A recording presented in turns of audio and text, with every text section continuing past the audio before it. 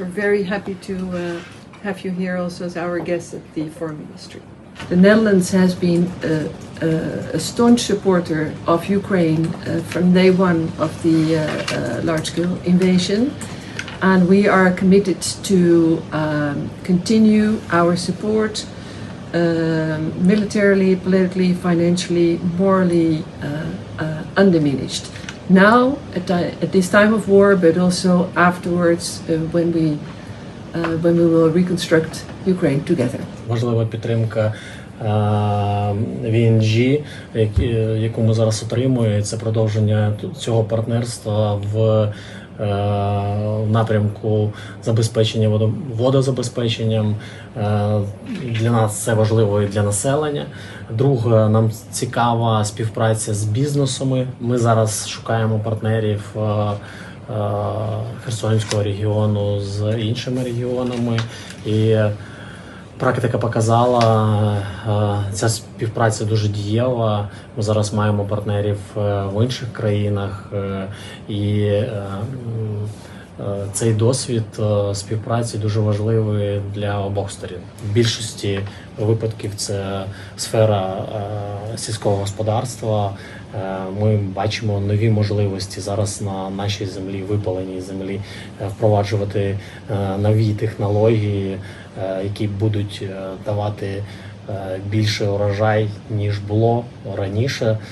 Можливо, це вирощування інших культур. We see that a lot of the support at this point goes into supporting the budget, to keep the country running, to keep the lights on, make sure salaries are still being paid, but also a lot of, let's say, urgent repairs. So when we talk about the energy sector, the focus is still very much on repairs. And it's very necessary. But at the same time, we also discuss with EU, World Bank, EBRD, I'm going to EBRD next week, that it's necessary that we transition to the more decentralized, sustainable, the greener energy generation. You know best what the real needs are, and this is a clear demonstration of that. And don't get me wrong, it's not that we say wait until the war is over, not at all. We say we have to work on parallel tracks, do recovery because it's necessary, because people, lack energy, lack water sometimes, but at the same time also start building on this more long-term projects. And this is a discussion that we are having. For the last few years, we've committed around 40 million euros to support demining in Ukraine. And basically that has three elements. First, we support international NGOs who really do the clearing itself. Then we also support the Ministry of Defense. That is also training the Ukrainian army to engage in demining activities as well. And then thirdly, we also through the UN we support sort of the coordination of demining, because there's always so many players involved in demining, and coordination is really of the utmost importance. So we have also a program with the Ministry of Economic Affairs to enable and to facilitate their coordinating role. And in that sense, I think it also goes back to the early issue. Also quite interested maybe to see how you see that sort of link between the regional level, where you really have the problems, and the work that's done at the central level and the coordinating. Is that really, in your view, is that working well? Actually, we are quite good at the demining on land, because when we first liberated the Kherson region, some people were saying that it will take 70 years, 100 years to demine our region. 2 years fast forward, and now we have almost 62% of the land that is demined.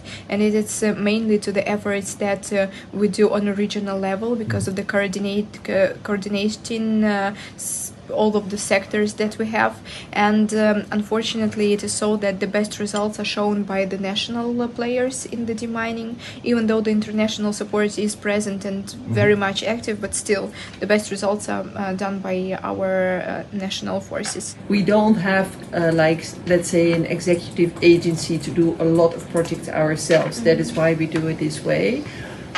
But we discuss with them what is important. So it's important to hear from you, the sustainable energy, the water supply, the demining, the agricultural potential that is still there.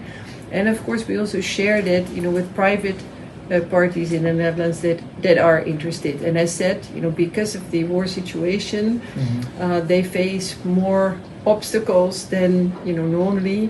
So therefore we have developed a lot of instruments to support them a little bit, so to encourage them to do projects in Ukraine, to trade, to invest.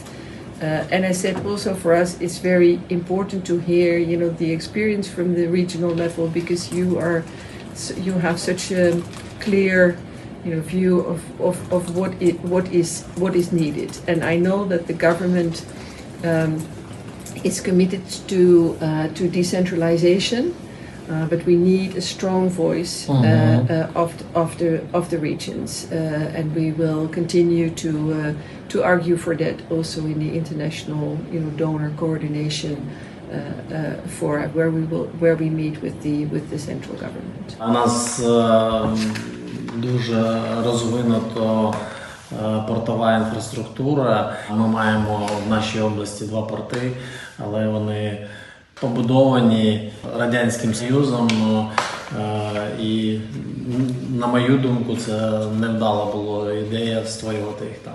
І зараз, аналізуючи всі наші потреби і аналізуючи той матеріал, який ми імпортували в інші країни світу, ми знайшли те місце, де логістично, правильно і вірно було побудувати саме портову інфраструктуру. Тому і ми шукаємо партнерів в цій сфері, щоб конкурувати з такими портами, як Одеса. When the war started, there was a big problem with getting grain and everything and all the agro products out of Ukraine, and we did a multi-modal study taking into account trucks, train. But then it can, develops to concept design, detailed design, construction supervision, but also operation and maintenance. So this is the whole thing we do. We also have specialist services, but because nowadays the whole smart port thing is hot, like the digitization. We have modern. This is from another presentation. So we worked on the pre-feasibility study for the assessment of PPP options for Kherson Port, Olivia Port PPP, for the Q terminals, the Dnipro River inland waterway transport. So that's a bit of an older project, I believe. The logs.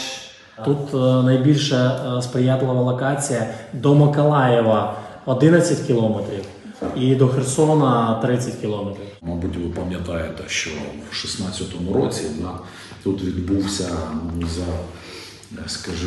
за певної позиції місцевої влади цей референдум. Працю нашої військової така історична мить для херсонців. Це круто. Дякую. Дякую.